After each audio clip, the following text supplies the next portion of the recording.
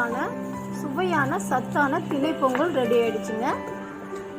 திணை பொங்கலில் பார்த்தீங்கன்னா நிறைய நன்மைகள் இருக்குங்க. இது எப்பவுமே பொங்கல் சாப்பிட்டா தூக்கம் வரும், டயர்டாக இருக்கும் அப்படின்லாம் சொல்லுவாங்க. சில பேருக்கு பொங்கலும் அவ்வளோ இன்ட்ரெஸ்டாக பிடிக்காது. ஆனால் திணை பொங்கல் நல்ல எனர்ஜியாக இருக்குங்க.